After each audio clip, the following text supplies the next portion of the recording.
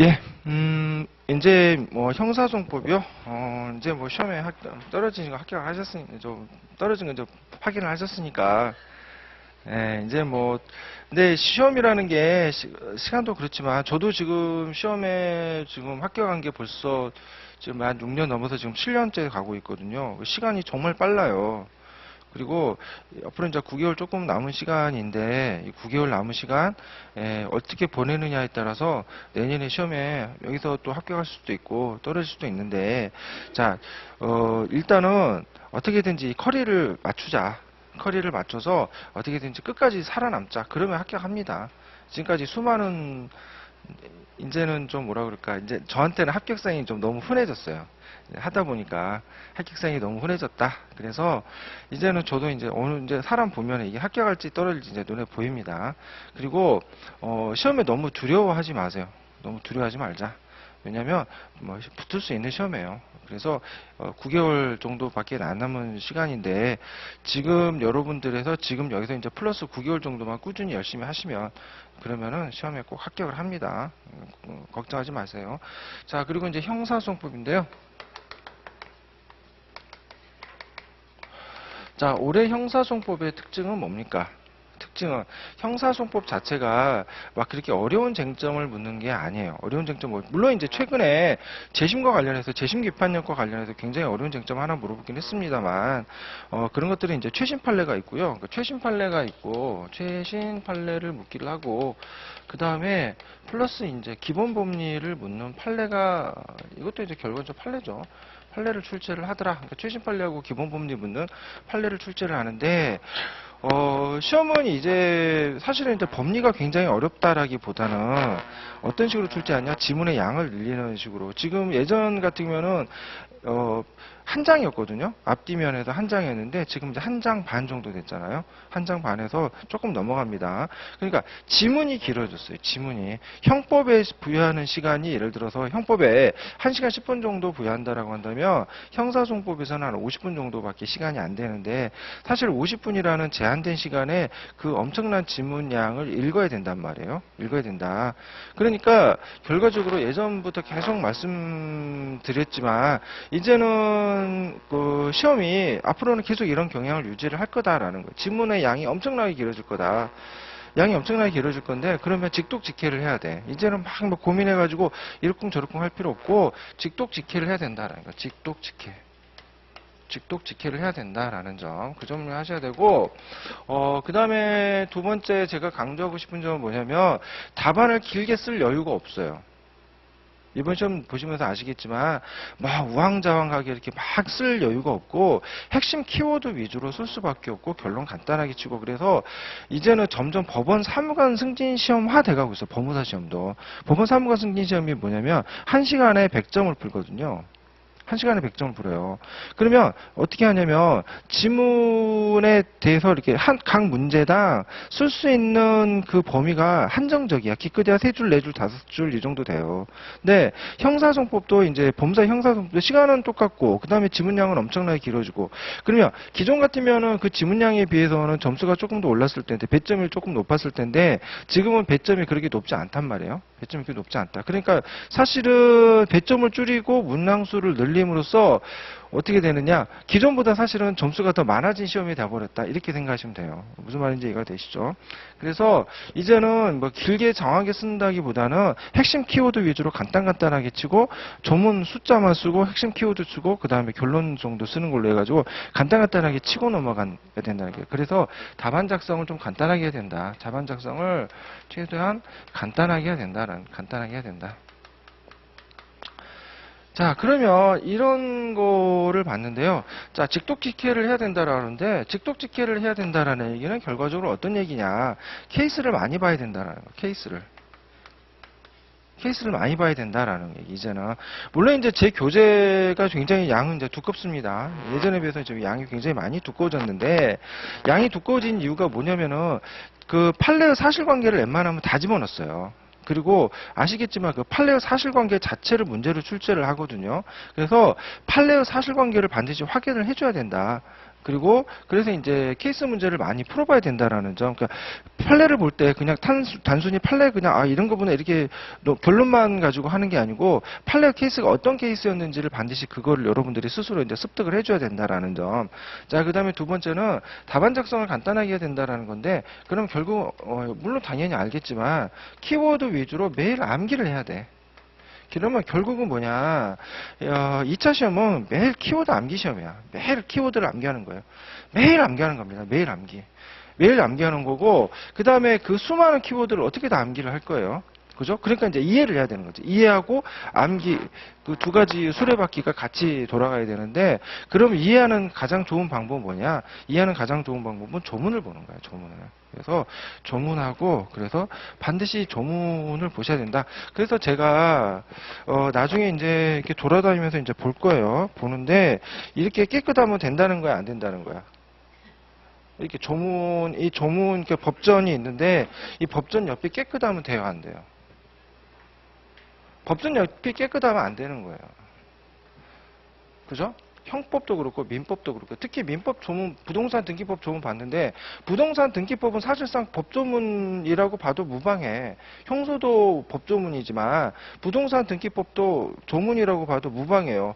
근데 내용이 그러니까 조문을 봤는데 좀 왜 안 됐지? 이게 시커먼데? 이 정도 보면 합격해야 되는 거 아닌가? 왜 안 됐지? 자, 그렇습니다. 조문이 시커매가지고 그러니까 법전이 완전히 걸레가 될 정도로, 그 정도로 보셔야 된다. 그래야지 내가 공부를 했구나 라는 걸 알게 되고, 그리고 나중에 실제 법무사 실무 가셨을 때도 결과적으로 법률이라는 게 법률 해석이잖아요. 해석하기다 라는 거죠. 그러니까 나중에 법무사 실무에서도 도움이 많이 됩니다. 특히 어제 이제 서울 남부지방법원 거기 이제 상담위원으로 해가지고 한번 가가지고 상담했는데, 그 법정 변제 충당의 법률을 몰라. 그래가지고 이번에 최근에 이제 물론 최근은 아닙니다만 그거 소멸시효 연장을 위한 확인해소 가능한 거 아시죠? 소멸시효 연장을 위한 확인해소 아시죠? 소멸시효 연장을 위한 확인해소를 제기를 하는데, 사실은 이제 채무자가 중간에 돈을 좀 갚았대요. 채무자가 중간에 돈을 갚았다. 깜짝 놀랐네. 점수 나왔어요? 예. 형소 몇 점 나오셨는데? 안 보셨구나? 자, 그래서 소멸시효 연장을 위한 확인해소 나왔는데, 이 사람이 그러면 이제 확인해소를 제기를 하기 전에 채무자가 일부 돈을 갚았다? 그러면 우리 입장에서는 당연히 뭘 해야 돼요? 법정 변제 충당을 해야 되죠. 그래서 민법 476조에 의해서 법정 변제 충당을 하게 될 텐데, 그러면 비용이자 원본 순으로 할 거 아닙니까? 근데 그 법률을 모르니까 그냥 원본에다 깐 거야. 원금으로 깠더라고요. 그랬더니 내가 이제 한마디 했지. 그러니까는 돈 몇 푼 아끼려고, 그 법무사비 몇 푼 아끼려고 이렇게 하다가 결과적으로 원본에서 날리면은 이자 까고 원본이면 그 원본이 얼마나 많이 남을 거예요. 근데 그 법무사 비용 얼마나 된다고 그거 아끼려고 하다가 그런 누를 범하게 된다라는 거죠. 자, 아무튼 조문 중요합니다. 조문. 법적 근거에 근거를 해야 된다. 그래서 항상 여러분들 제가 누차 강조하고 싶은 게 법전은 뭐다? 결과적으로 각 교과서의 핵심 요약집이다라는 거. 핵심 요약집이기 때문에 법전이 하야면 안 돼요. 법전이. 그러니까 지나갈 때 봐가지고 법전이 시커멓다 그러면 이 친구 되겠구나. 법전이 하얗다? 물론 공부할 때 법전 보는 거 귀찮은 거 저도 압니다. 저도 직접 다 경험을 해봤기 때문에. 하지만 그 귀찮은 거 9개월 동안 합시다. 그러면 그게 여러분들에게 평생 돈을 갖다 줄 거야. 1년에 1억 원 이상씩 갖다 준다라는 점. 자, 그 정도 하고요. 이 안에 웬만한 거는 기출문제도 다 들어있어요. 이 교재 안에. 학설 없습니다. 아시겠지만 이 교재 안에 학설 없고요. 판례 웬만큼 많이 들어있고, 그 다음에 기출문제도 다 들어있는데, 여기에 수록되지 않은 기출문제 있어요. 뭐 법원 행정고등시 올해 시험 나온 거 있는데 그거 보시면 아마 딱 할 거야. 그죠? 근데 그런 것들은 이제 새로 프린트물로 나눠 드릴 겁니다. 자, 그러면 이제 개관 정도 했고요. 그 다음에 이제 형사소송법. 이제 여러분들이 이제 예비순환을 듣고 있지만 어느 정도 공부를 했다라는 전제하에 일단은 뭐 시험에 나올 만한 쟁점을 한번 쭉 추려봅시다. 일단은 가장 먼저 절차법은요. 절차법은 뭐부터 하는 게 좋다? 시간적 순서 흐름에 따라 공부를 하는 게 제일 좋죠. 그죠? 절차법은 시간적 순서 흐름에 따라 공부를 하는 게 좋습니다. 그러면 제일 먼저 사실 이제 범죄를 저지를 거예요. 범죄를 저지른다. 범죄를 저지르는데 여러분들이 제일 많이 만나는 범죄가 뭘까? 나중에 이제 고소할 때 사기죄, 그죠? 사기죄 제일 많이 접하게 될 거고, 그 다음에 두 번째 만날 게 여러분들한테 뭐 횡령죄 이런 거 나올까? 횡령죄 그런 거 잘 안 나오고, 살인죄 뭐 강간 이런 거 나올까? 안 나와. 아니, 그러니까 법무사 사무실에 오는 게 주로 오는 게 뭐다? 주로 이제 사기야, 사기. 그렇죠? 사기죄죠. 사기죄 정도 나옵니다. 그 다음에 이제 가끔씩 가다 횡령죄 나올 수 있고요. 횡령죄 이런 것도 나올 수 있다라는 거죠. 자, 이렇게 범죄를 저질렀습니다. 범죄를 저질렀다라고 합시다. 그러면 이제 수사를 하겠죠. 수사. 그러면 수사에서 나오는 쟁점이 뭘까? 제일 처음에 나오는 쟁점이 수사 과연 친고죄 고소준 수사로 수사 필요성이 쟁점이 나올 거예요. 그래서 수사의 필요성이 나올 거고, 그 다음에 함정 수사가 나오겠죠. 함정 수사가 나온다. 그래서 수사의 상당성이 나올 거예요. 자, 그런데 수사의 필요성하고 함정 수사 지금까지 법무사 시험에 출제된 바가 있어 없어? 없습니다. 예, 없어요.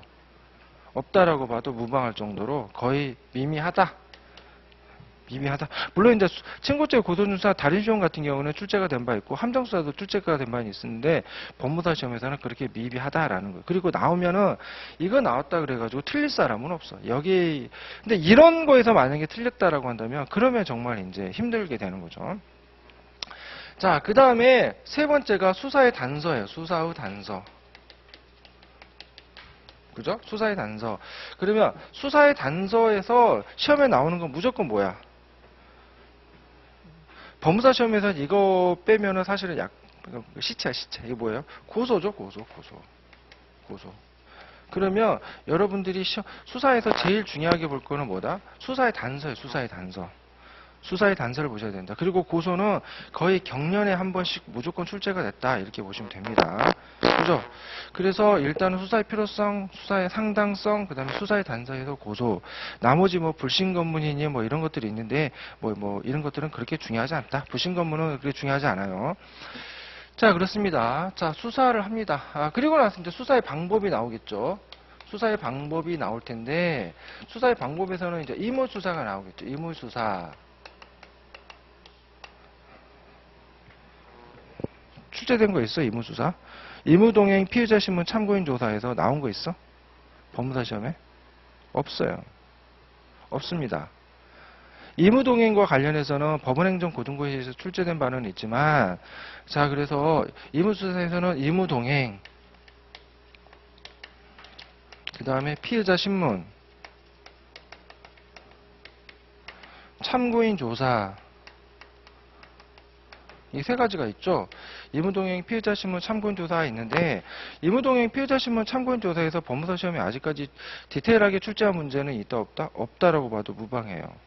그러면은 사실상 이무동행 이거는 판례 하나만 알면 충분한 거고, 그죠? 이무동행 판례 하나만 알면 충분한 거고, 그 다음에 피의자 신문 같은 경우에는 우리가 사실은 이제 나중에 전문법칙을 공부를 할 건데, 전문법칙 공부할 때 피의자 신문에서 적법절차 방식 위반 그거를 찾아내기 위한 정도로만 피의자 신문 할 거니까 이거는 조문만 봐도 충분하다. 그죠? 조문 봐도 충분하다. 그 다음에 참고인 조사는 피의자 신문도 출제가 안 되는 판에 참고인 조사가 출제될 게 있냐? 이게 없다라고 보시면 됩니다. 그러니까 이런 식으로 크게 기출문제 위주로 본다라고 한다면 시험에 출제될 만한 영역은 뭐 그렇게 어느 정도 뻔해. 자, 그러면 이무동행에서는 사실상 그렇게 출제될 가능성은 없다라고 보이고, 그러면 피의자 신문 정도나 그나마 이무수사에서는 볼만할 게 있다라고 보고, 그 다음에 참고조사 있는데 참고조사는 거의 출제되지 않는다라고 보면 됩니다. 자, 그 다음에 두 번째가 이제 강제수사 있죠. 강제수사는 대인적 강제수사가 있고 대물적 강제수사가 있는데, 대인적 강제수사로 체포 구속이 있습니다. 시험에 딱 하나 출제된 게 있어. 뭐가 출제가 됐을까? 현행범 체포. 딱 하나 출제됐어요. 현행범 체포에서 체포 필요성이 인정되는지와 관련해서 뭐 뭡니까? 경찰이 와가지고 뭐 하는데 뭐 그 슈퍼 주인이랑 싸우고 그런 케이스 있었습니다. 자, 그래서 체포에서는 현행범 체포 하나 출제가 됐다. 현행범 체포 한 문제 출제가 됐습니다. 10점짜리인가로 해가지고 하나, 10점짜리인가 20점짜리인가 해서 하나 출제가 됐고요. 자, 그 다음에 구속은 출제된 바가 있다, 없다? 구속은 출제된 바가 없다. 없습니다. 이거는 출제가 안 됐다. 그 다음에 대물적 강제 수사로서 압수수색 검증이 있겠죠? 압수수색 검증이 있는데 시험에 딱 하나 출제된 게 있습니다. 우리 법무사 시험에서 출제된 게 뭐예요? 압수수색 검증에서 자, 여기서 영장의 유효기간 있죠. 영장 유효기간 관련해서 영장 유효기간 내에 한 번 집행했으면은 다음에는 집행하지 못한다라는 거 있습니다. 그거 하나 출제된 바 있어요. 그거 하나 출제된 바 있다. 자, 그러면 여기까지 시험에 출제될 만한 게 크게 해가지고 막 하는 게 크게 쟁점 본다라고 한다면 고소 하나. 고소는 뭐 들들 파야 돼. 고소는 들들 파야 되고 그 다음에 의무수사에서는 이제 피해자 신문인데 피해자 신문 썩 그렇게 내가 볼 때는 뭐 이렇게 전문 정도로만 알면 충분하다. 양을 어떻게든 줄여야 돼요. 줄여야 되고 그 다음에 이제 체포에서 현행범 체포 나왔는데 그러면은 뭐 현행범 체포도 출제가 될 거냐? 자, 현행범 체포가 왜 그때 출제가 됐냐면 그때 당시에 현행범 체포에도 체포 필요성이 필요하다라는 게 한참 쟁점이 됐었고 그래서 출제가 된 겁니다. 좀 판례가 좀 됐긴 했지만 출제가 됐다. 그러면 현행범 체포를 또 물어볼 거냐? 또 물어볼 정도의 현행범 체포가 그렇게 중요한 걸까? 그렇게 보이지는 않는데. 그죠? 그러면은 최근에 나온 판례가 이제 긴급체포 정도 나올 거예요. 긴급체포. 그런데 긴급체포도 사실은 현행범 체포랑 법리는 똑같아. 그리고 나오면 최신 판례일 텐데 그러면 긴급체포와 관련해서 최신 판례 정도만 습득하면 된다. 이렇게 생각하시면 됩니다. 구속은 어차피 이제 우리가 안 할 수는 없고 구속은 이제 조문 정도만 보시면 충분해요. 조문 정도만 보시면 충분하다. 조문 정도만 가지고 엮을 수만 있으면 충분합니다. 그 다음에 대물적 강제 수사로 압수수색 검증인데 사실 이쪽 부분에는 판례가 쌓여있긴 해요. 지금 현재 판례가 쌓여있긴 해서 이 부분과 관련해서는 다시 한번 출제될 가능성은 충분히 있다. 충분히 있다 이렇게 보시면 됩니다. 자, 그런데 이것보다 더 중요한 게 뭐냐면 우리 시험을 주관하는 곳이 어디냐면 법원행정처야. 법원행정처. 그리고 법원행정처인데 법원은 수사하는 기관이에요. 공소제기 이후예요. 법원은 공소제기 이후입니다. 예, 그러니까 수사 과정에서는 결과적으로 뭐 수임 판사 정도로 해가지고 각종 영장이나 전담하고 그 정도만 역할을 하는 거지 사실상 법원이 수사하는 기관은 아니에요. 그러면 법원에서 가장 관심 있는 분야는 이렇게 한 다음에 이제 공소를 제기하겠죠. 그죠? 네 번째 이제 공소를 제기한다. 여기서부터 이제 문제밭이 나오는 거죠. 그죠? 그러니까 시험은 어디서부터 주로 문제가 출제된다? 공소제기 이후부터. 왜냐하면 공소장을 관할법원에 제출하면 그때부터 법원의 역할이 시작이 되는 거죠. 그죠? 제대로 된 법원의 역할이 시작이 되는 겁니다. 최근에 뭐 정경심 교수와 관련해서 이제 일단은 뭐 사문서 위조 동행사인가? 일단은 그걸 해가지고 먼저 공소장부터 빵 제출을 했잖아요. 그래서 이제 공판 준비기일만 지금 이번에 세 번째 했는데 공판 준비기일에 공소장 변경 신청했다가 불허됐다. 그래서 시일 장소 방법도 다르고 뭐 대상 뭐 아무튼 공소 사실의 통수 없다. 그래서 공소장 변경 불허했잖아요. 자, 그래서 아무튼 공소를 제기를 했는데 공소 제기와 관련해서는 사실상 이제 공소 제기의 방식 그죠? 공소제기 방식이 있습니다. 공소장을 관할법원에 제출해야 된다는 점, 그 다음에 공소사실을 특정해야 된다는 점, 공소장 일본주의와 관련해서 아직까지 출제된 바가 있다 없다? 없어. 그러면은 중요하지 않아서 이렇게 딱 아껴뒀을까 아니면 별로 안 중요해서 할까? 별로 안 중요해. 그래서 우리가 기출문제를 보는 겁니다. 자, 공소에서는 일단은 공소장을 작성을 해야겠죠. 공소장을 작성을 해야 된다. 공소장 작성할 때 가장 좋은 게 공소사실의 불특정인데 공소사실의 불특정과 관련해서는 과연 지금까지 시험에 출제된 바가 있냐 이 말이에요. 그러면은 공소사실의 불특정 가지고 열심히 공부를 해야 될까 안 해야 될까? 할 필요가 없다 이 말이에요. 그렇습니다. 공소사실 불특정되면은 공소기각 판결을 선고하게 되는데 그럼 더 이상 조치를 취하지 않거든요. 더 이상 조치를 취하지 않는다. 그러면 후속 문제가 나올 수 있어, 없어? 후속 문제가 안 나오는 거예요. 그죠? 그리고 시험 나와도 뻔해. 공소사실을 불특정. 자, 공소사실 불특정하고, 그 다음에 공소를 제기하면은 공소시효가 정지가 되죠. 공소시효는 중요하잖아요. 이거는 엄청나게 중요한 거죠. 별이 5개. 2번 연속 출제가 됐으니까, 최근에 2번 연속 출제가 됐으니까, 공소시효는 엄청나게 중요하다. 그죠? 공소시효는 엄청나게 중요하다. 자, 그 다음에 세 번째는 재정신청이 있죠? 재정신청. 불기소 처분에 대한 불복으로 이제 재정신청이 있습니다. 재정신청이 있는데, 재정신청에서는 판례 2가지 정도만 하시면 돼. 그죠? 재정신청 기각결정에 대해서는 불복, 그러니까 재정신청에 대해서 공소제기 결정에 대한 불복, 이 정도. 불복 방법, 그 정도만 하시면 충분합니다. 재정신청 절차를 물어볼까? 현행시험과 같은 경우에 절차를 물어볼까? 검찰 항고를 거쳐야 되고, 검찰 항고를 거쳐서 언제까지 재정 신청해야 되고, 이런 절차를 물어볼까? 절차를 물어보지 않겠죠. 요즘 같은 시험은 주로 어떻게 된다? 케이스 하나 물어보고 결론 논것이라고 물어보는데, 어떤 절차를 묻는 문제는 나오지는 않을 거다라고 보입니다. 물론 이제 절차를 알면 좋겠죠. 예비순환 때는 절차까지 보긴 할 겁니다만, 자, 이렇게 공소를 제기를 했습니다. 공소를 제기했다. 그러면은 공소장을 작성하고 공소장을 관할법원에 제출을 했고요. 관할법원에 제출했다. 자, 그럼 이제 관할법원이 있는데, 여기서 관할법원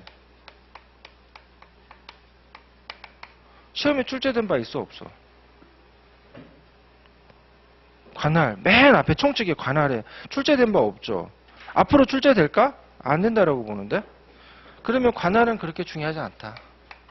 그 다음에 두 번째가 공정한 재판을 실현하기 위한 권리. 공정한 재판. 그래서 제척 기피 나오죠. 그죠? 공정한 재판을 실현하기 위한 제도로 제척 기피 나왔습니다. 주관식용이야, 객관식용이야? 객관식용이에요. 객관식용.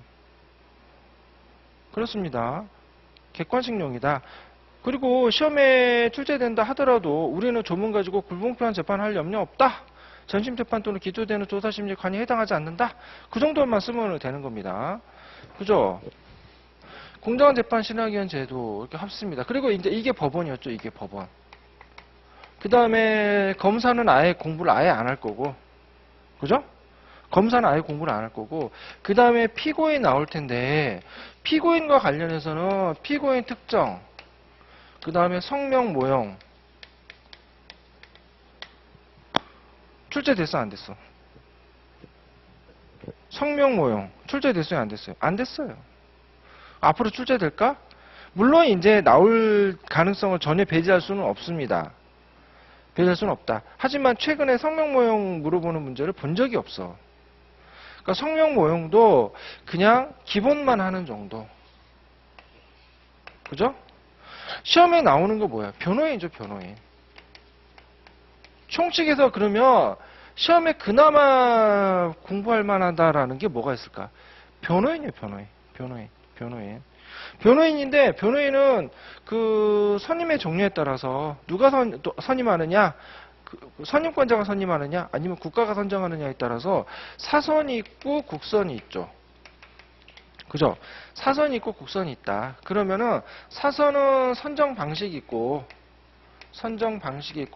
선정의 효력이 있죠. 선정의 효력이 있다. 사선은 시험에 지금까지 출제된 바 있어요, 없어요? 없습니다.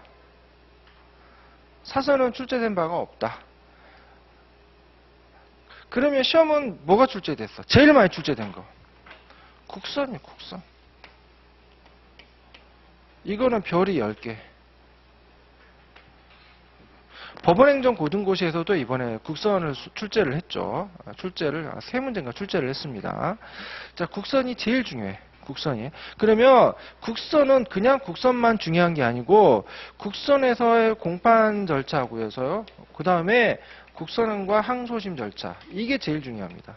그 중에서도 어느 게 중요하다? 국선에서는 항소심이 제일 중요하다라는 걸 알으셔야 돼요. 항소심이 제일 중요하다는 걸 아셔야 된다. 그러면 총칙에서 만약에 정말 시간 없다라고 한다면 뭐만 볼 거예요? 저 같으면은 관할법원 제끼고요. 저 같으면 관할법원 제끼고 제척 기피 제낄 거야. 제끼고 피고인에서 성명 모형하고 국선만 볼 거예요. 정말 시간 없다라고 한다면 저는 그렇게 공부를 할 거다라는 겁니다. 이거는 다 뭐에 근거한 거다? 기출문제에 근거한 거예요. 기출문제 근거한 겁니다. 자, 그래서 이제 어느 정도 속가내실 준비를 하셔야 되고, 물론 이제 강의는 다 할 거예요. 그러니까 예비순환 때는 전체적으로 한번 다 스킵을 하셔야 되지. 아예 안 볼 수는 없고, 그 다음에 이제 1순환 거쳐, 2순환 거쳐, 이제 3순환 가잖아요. 그러면 점점 이제 중요한 난이도에 따라서 공부를, 강약을 조절을 하셔야 되는 거죠. 모든 거를 똑같이 평이하게 공부할 수는 없거든요. 자, 그렇습니다. 그리고 이제 그 제낄 부분을 이제 공부하다가 진도 늦으면 제낄 부분을 제가 다 설명드리는 거예요. 자, 그렇습니다. 이렇게 해가지고 이제는 관할법원, 공장재판실현, 검사 피고인 변호인했고요. 자, 공소장을 작성을 했습니다. 공소시효 제정 신청했고요. 그리고 나서 이제 공소장 부분을 송달을 하겠죠. 그죠? 공소장 부분 송달한다. 공소장 부분. 근데 공소장 부분이 중요해요? 송달이 중요해요? 송달이 엄청나게 중요하죠. 예, 소장 부분 송달하듯이 공소장 부분 송달하는데 민사소송에서는 송달이 중요해요, 중요하지 않아요? 그렇게 썩 중요하지. 형사소송처럼 송달은 중요하지 않았을 겁니다만은 민사소송에서는 송달 엄청나게 중요합니다. 송달 엄청나게 중요한다. 그러면 송달 중에서도 어떤 송달이 중요할까? 공지송달하고 그 다음에 수감자에 대한 송달, 이 두 가지가 중요한 거예요. 그래서 공지송달하고 그 다음에 수감자에 대한 송달이 중요하다. 송달이 중요하다. 이 두 가지가 사실 중요한 쟁점이다 라는 거죠. 그죠? 송달이 중요하다. 그래서 송달 중에서도 공지송달, 그 다음에 수감자에 대한 송달, 이게 중요합니다. 수감자에 대한 송달. 이 부분에 아주 그냥 판례가 아주 그냥 차고 넘치죠. 그리고 시험에도 실제 출제가 됐고, 공지송달 관련해서 출제가 됐죠. 예, 소송 촉진대에 관한 특례규칙 19조를 아예 박아주지도 않으면서 그거 모르면 아예 쓸 수 없을 정도의 문제를 출제한 바가 있습니다. 자, 송달하고요. 그 다음에 이제 뭡니까? 변론준비 공소장 부분 송달하고 의견서 제출하고 그 다음에 뭘 합니까? 의견서 송달하고 그 다음에 공판 준비 절차를 거칠 수 있으면 거치고 공판 준비 절차 거치지 않으면 바로 공판 절차 거치게 되는데 그러면은 변론길 소환장을 송달을 하게 되겠죠. 변론길 소환장을 송달을 하게 된다. 그리고 나서 이제 공판 절차를 거치게 된다라는 공판 절차를 거치게 되더라. 자, 공판 절차에서 제일 중요한 게 뭐야?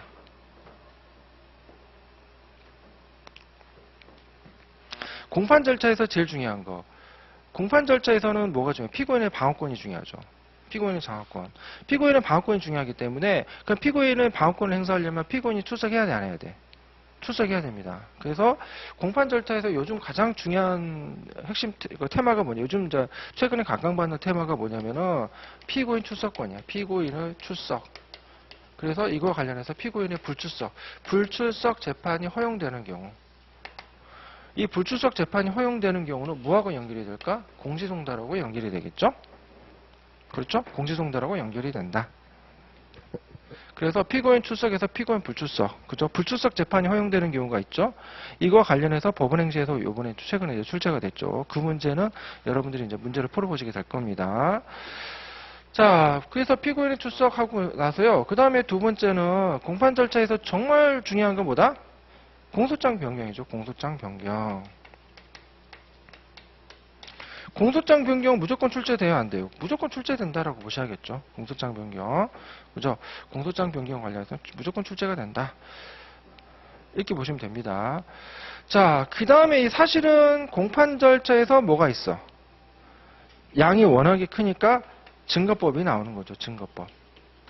근데 여러분들 요즘 전문 증거 잘 물어보나요? 법무사 시험에? 전문 증거 잘 물어봐요? 잘 안 물어보죠.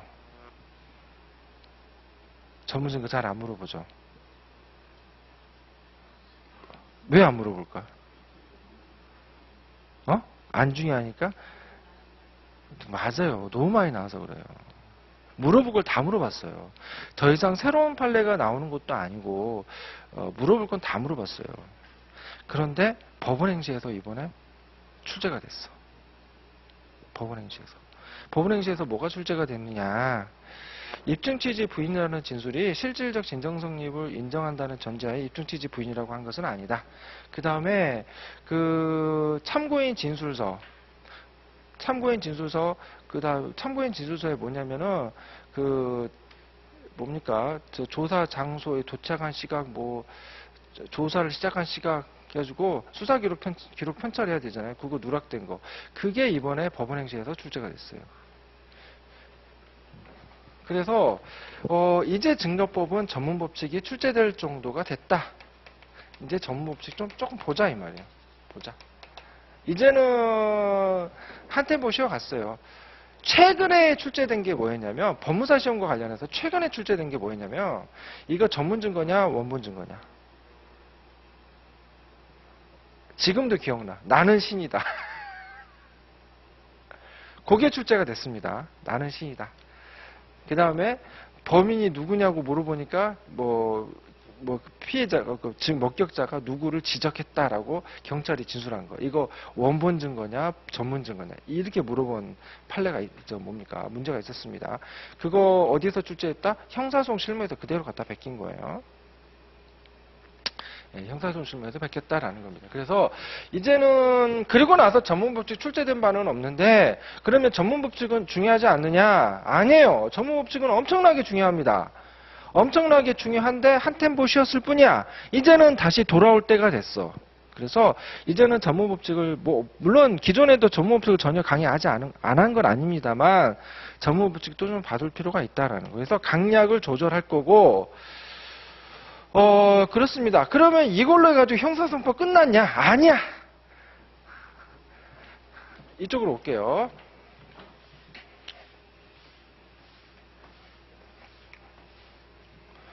자, 그 다음에 나와 있는 게 항소. 문제의 밭이었습니다. 문제의 밭. 항소 파트는 문제의 밭이에요. 문제의 밭. 사실은 제가 볼 때는 전문법칙보다 더 중요한 파트가 이제는 항소 파트야. 항소 파트. 전문법칙보다 더 중요해. 여기 아주 문제밭이에요. 문제밭. 문제밭이었다라는 거죠. 그래서 항소와 관련해서는 항소에서 가장 중요한 게 국선 변호인. 그 다음에 두 번째는 항소 이유서. 그 다음에 세 번째는 항소심의 심리 구조야. 그리고 정말 어렵게 출제한다라고 한다면 일부 상소까지 출제할 수 있어요. 정말 어렵게 출제한다라고. 일부 상소까지 사실 출제한다라고 한다면 거의 이제 갈 때까지 간 거예요, 시험은. 그렇게 생각하시면 됩니다. 그래서 항소 파트, 그죠? 항소 파트가 엄청나게 중요한데 여기는 문제 받치다라는 점. 그 점을 반드시 알아두셔야 되고, 그래서 이제는 항소 파트 굉장히, 물론 이제 기존에도 항소 파트 중요했습니다만, 요즘 아무튼 제가 법원 사무관 승진 시험 강의하고, 그 다음에 이제 기출문제, 객관식 기출문제도 지금 문제 풀이하고, 그 다음에 이제 하는데, 형사 실무 교재도 보고 그러는데, 항소 파트가 물론 이전에도 중요했어. 하지만 점점 더 중요해져. 그리고 판례가 쏟아져. 막 쏟아져요. 판례가 쏟아지기 때문에 이번에 그 국선변호인도 항소와 관련해서 국선변호인과 관련해서 이제 판례가 쏟아졌죠. 아니 그 전범위 모의고사 출제한 문제가 왜 법무사 시험에서는 안 나오고 법원행시에서 출제가 되냐고. 좀 그렇습니다. 자, 그리고 나서 이제 그 다음에 나와 있는 게 뭘까요? 특별 절차겠죠. 항소 끝나고 나서 상고는 출제가 될까? 상고심까지 출제한다는 것은 좀 그렇죠. 그죠?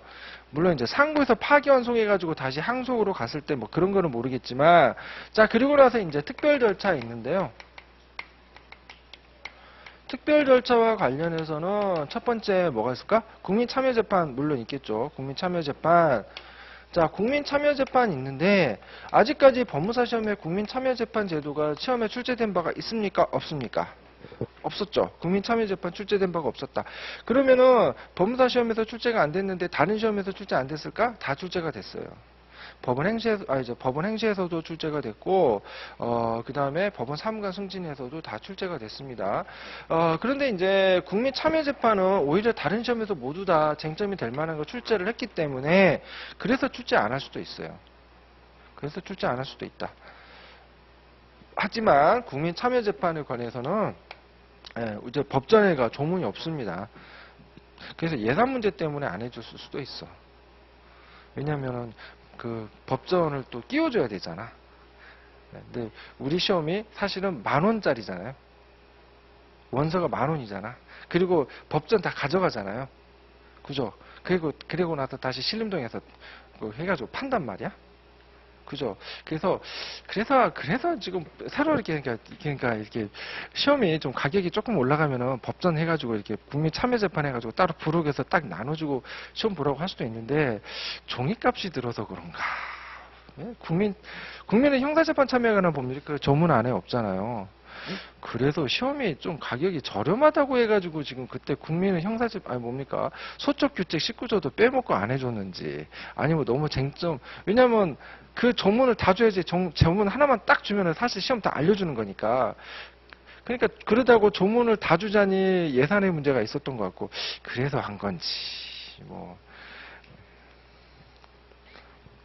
그렇습니다. 아무튼 국민 참여재판은 그래도 모르니까는 하지만 법원행정처의 예산 문제를 고려했을 때는 국민의 형사재판 참여에 관한 법률을 나눠주기가 조금 거시기 하니까 그래서 출제를 안 할 수도 있다. 그러면은 판례 위주로만 보는 게 좋지 않겠냐. 그렇게 생각을 합니다. 그 다음에 또 뭐가 있을까? 두 번째는 국민 참여재판 제도 말고 또 제도가 뭐가 있을까? 재심. 근데 재심 전에 사실은 기존에는 뭐가 중요했을까? 약식 절차.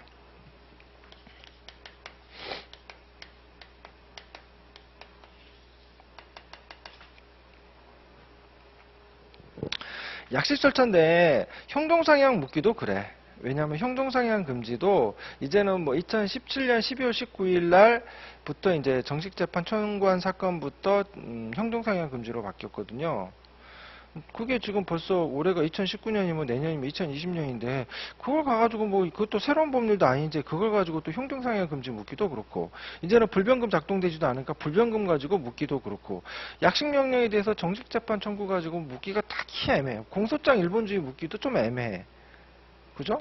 공소장 일본주의 적용되지 않는다. 그러니까 순수한 객관식 문제니까 약식 절차 자체를 가지고 주관식에서 출제할 만한 거는 그렇게 객관식에서는 중요합니다. 약식 절차가 객관식에서는 중요한데 주관식에서는 약식 절차 가지고 막 해서 막 문제 출제할 만한 게 있을까? 저는 없다고 봐요. 저는 없다고 본다. 오히려 요즘은 뭐가 판례에서 아주 쏟아지죠? 재심. 재심. 재심에서 불변금 제가 이제 모의고사에서 출제한 게 있는데 왜 법무사 시험에서 출제를 하지? 법원행시에서 출제를 하냐고. 예, 좀 그랬습니다. 그래서 요즘 재심, 그러니까 재심이 조금 뜨고 있다. 재심이 뜨고 있다라는 점. 예, 그 정도 아시기 바랍니다. 그러면은 전체적으로 이제 아웃라인만 크게 개관만 해드렸어요. 크게 개관만 해드렸는데 이제 형사소송 절차 흐름을 아신다는 전제 하에서 이제 큰 전체적인 이제 흐름만 잡아드렸고, 자, 그러면 이제 제가 이 부분은 출제될 가능성이 있다. 그 다음 이 부분은 사실 약하게 하자. 이렇게 말씀드린 바가 있습니다. 이거는 제가 그냥 말씀드리는 게 아니고, 저도 이제 이 강사를 몇 년을 벌써 했잖아요. 그리고 기출문제 해설을 엄청나게 많이 달았거든요. 그 다음에 또 계속 문제가 출제가 되잖아요. 문제가 출제되면서 느꼈던 경험이야, 이제 경험에 비춰봤을 때 요 정도 하면 된다라는 거죠. 예, 뭐 일단은 첫 시간은 이 정도 하고요. 다음 시간에 이제 수사부터 한번 본격적으로 보도록 합시다. 그 예비순환이긴 하지만은 중요하지 않은 것들은 설명을 아주 간단하게 하고 그냥 넘길 거예요. 예. 예.